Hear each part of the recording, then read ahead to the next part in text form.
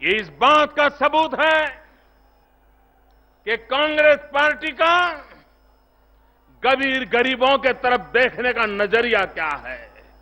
मेरे भाइयों बहनों, मुझे एक जवाब देंगे आप? आप जवाब देंगे? जवाब देंगे? क्या गरीबों का अपमान सहेंगे? क्या गरीबों का अपमान करने का प्रयास सहेंगे? गरीब विरोधी कांग्रेस की मानसिकता सहेंगे? गरीबों को वोट बैंक बनाने वाली कांग्रेस को सहेंगे? भाइयों बहनों, गरीबी के खिलाफ, और ये सिर्फ चाय वाले का विषय नहीं है। वो क्या कहते हैं? कहते हैं 12 रुपए में खाना मिल जाता है। दूसरा नेता कहता है 5 रुपए में खाना मिल जाता है। भैया 12 रुपए में खाना मिल सकता है क्या? जरा बोलो तो उनको समझ आए जरा। मिल सकता है क्या? 5 रुपए में खाना मिल सकता है क्या? ये गरीब का मजाक नहीं है तो क्या है? भाइयों बहनों, गरीबी क्या होती है, गरीब कैसे जिंदगी गुजारा करता है, ठंड ज्यादा पड़ जाए तो भी गरीब मरता है, धूप ज्यादा निकल जाए, गर्मी हो जाए तो भी गरीब मरता है, बीमारी फैल जाए तो भी गरीब मरता है। सारे संकट अगर किसी को झेलने पड़ते हैं, वो गरीब को झेलने पड़ते हैं। लेकिन दिल्ली में बैठी हुई सरकार या लखनऊ में बैठी हुई सरकार, उनको गरीबी के खिलाफ लड़ने की उनकी तैयारी नहीं है, इच्छा नहीं है। भाइयों बहनों, मैं आपसे पूछना चाहता हूं, क्या समय की मांग नहीं है कि हम गरीबी के खिलाफ लड़ाई लड़ें? क्या समय की मांग नहीं है कि हम गरीबी के खिलाफ लड़ाई लड़ें? भाइयों बहनों, क्या कारण है कि गंगा यमुना के प्रदेश हो, मां गंगा इस धरती को पुलकित करती हो, लेकिन आज भी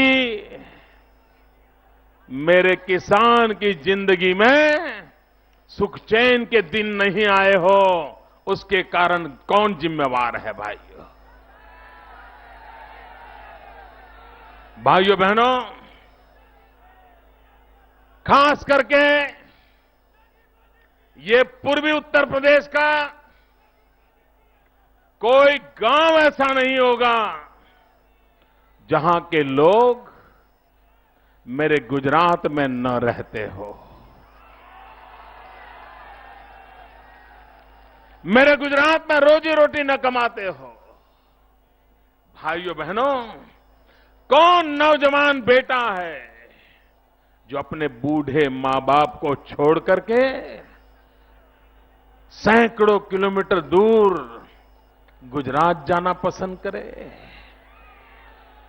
कौन वह बेटा है जो अपना गांव, अपने साथी, अपने खेत खलिहान, अपने बूढ़े मां बाप छोड़ करके इतनी दूर चला जाए? क्यों? अगर यहां उसे रोजी रोटी मिलती, उसको मेहनत करने का अवसर मिलता, तो मैं नहीं मानता हूं कि मेरे उत्तर प्रदेश के नौजवान को गुजरात जाने की नौबत आती।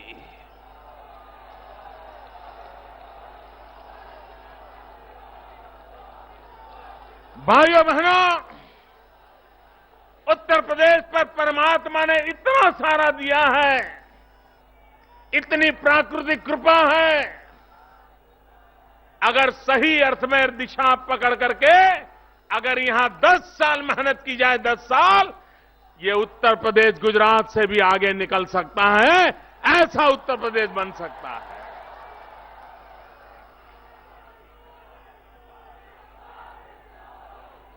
भाइयों बहनों, आज बनारस में नेताजी ने हमें ललकारा है।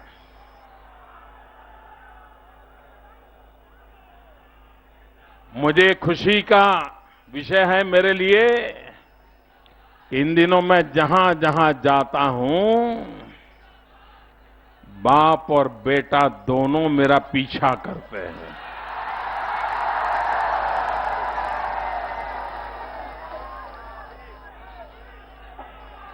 और आज उन्होंने कहा कि मोदी जी की हैसियत नहीं है कि यूपी को गुजरात बना सके। नेताजी, गुजरात बनाने का मायना मालूम है आपको?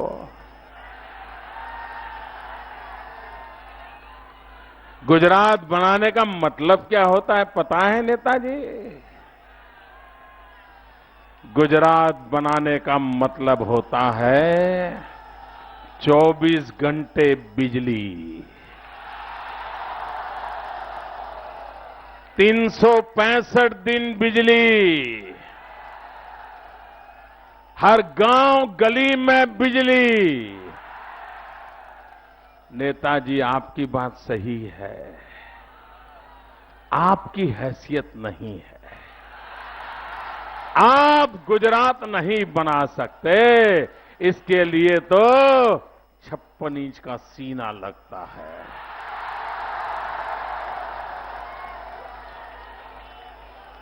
आप नहीं बना सकते।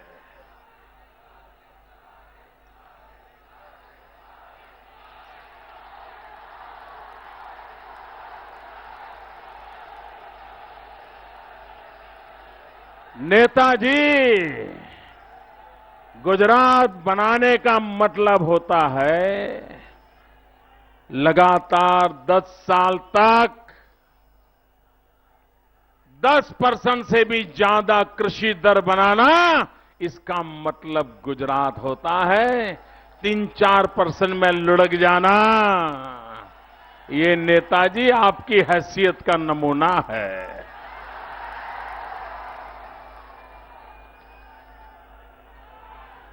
नेताजी, आप गुजरात नहीं बना सकते हो। 10 साल हो गए, गुजरात सुख चैन की जिंदगी जी रहा है, शांति, एकता और सद्भावना लेकर के आगे बढ़ रहा है, विकास की नई ऊंचाइयों को पार कर रहा है। आप नहीं कर सकते हो नेताजी। भाइयों बहनों, मुझे खुशी होगी नेताजी अगर आप गुजरात उत्तर प्रदेश को गुजरात जैसा बना दें, तो मेरे गुजरात के लोग रोजी रोटी कमाने के लिए उत्तर प्रदेश आने लग जाए। ऐसा उत्तर प्रदेश बनाया जा सकता है। आप नहीं बना सकते।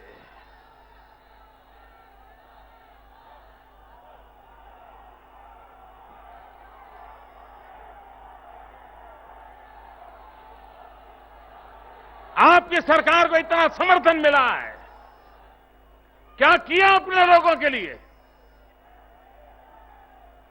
न लोगों को सुरक्षा दे पा रहे हो, न नौजवानों को रोजगार दे पा रहे हो, न बहन बेटियों को सम्मान दे पा रहे हो। और इतना बड़ा उत्तर प्रदेश आपने अपनी राजनीति के लिए बर्बाद करके रखा हुआ है। हमने शपथ लिया है, इसको आबाद बनाने का शपथ लिया है। और भाइयों बहनों, अगर हिंदुस्तान से गरीबी मिटानी है, अकेला उत्तर प्रदेश पूरे हिंदुस्तान की गरीबी मिटा सकता है। अगर देश में रोजगार देना है, अकेला उत्तर प्रदेश रोजगार दे सकता है। पूरे हिंदुस्तान की शक्ल सूरत अकेला उत्तर प्रदेश बदल सकता है। यह ताकत उत्तर प्रदेश की धरती में है।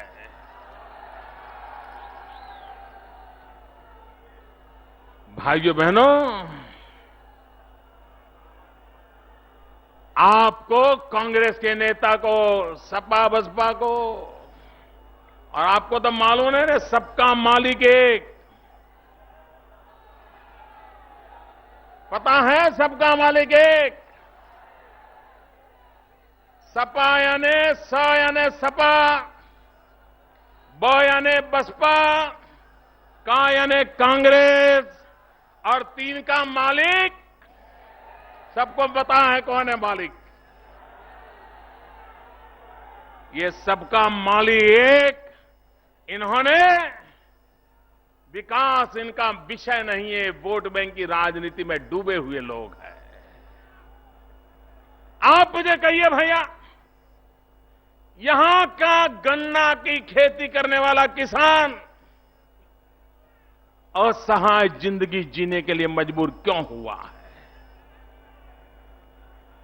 यहां पानी हो, नदियां हो, लेकिन दूध बाहर से लाना पड़े, ऐसा उत्तर प्रदेश किसने बनाया? भाइयों बहनों, क्या हमारे उत्तर प्रदेश में किसान हैं, पशु हैं, दूध देते हैं, चारा है, पानी है, तो फिर दूध बाहर से क्यों लाना पड़ रहा है? क्या हमारे उत्तर प्रदेश में अमूल जैसी डेयरी नहीं बन सकती है? बन सकते हैं नहीं बन सकती भैया? क्या यहां के किसानों का आय बढ़ सकती है कि नहीं बढ़ सकती है? लेकिन करना ही नहीं है। मैं वादा करता हूं दोस्तों, मैं वादा करता हूं, अकेली श्वेत क्रांति से, पशुपालन और दूध के माध्यम से उत्तर प्रदेश के गांव को, नौजवान को रोजगार मिल सकता है। उत्तर प्रदेश के गांव के किसान को ताकत मिल सकती है। उत्तर प्रदेश के गांव के किसान की आय बढ़ सकती है और श्वेत क्रांति के कारण देश के सामान्य जनों की आवश्यकता की पूर्ति हो सकती है। सपने देखने चाहिए।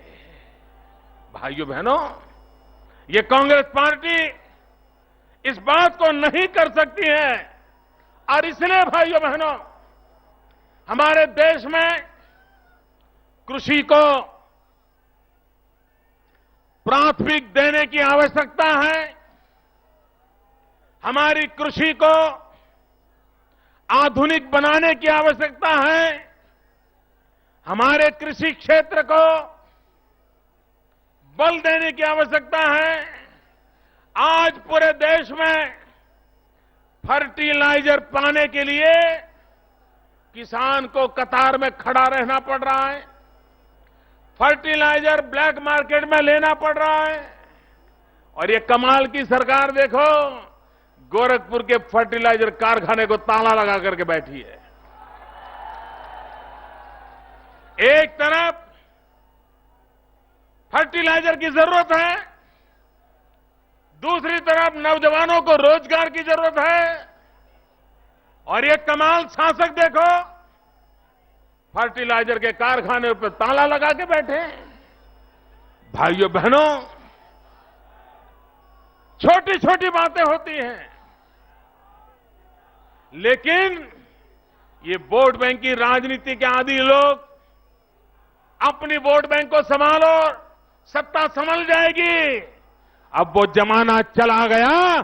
देश को विकास चाहिए, नौजवान को रोजगार चाहिए, नई पीढ़ी को अपना भविष्य की सुरक्षा चाहिए। ये माहौल बन चुका है और उसका नेतृत्व ये सबका मालिक एक कोई नहीं कर सकता। मित्रों, अकेली भारतीय जनता पार्टी है जो विकास के रास्ते पर चल रही है और वही इस बात को कर सकती है।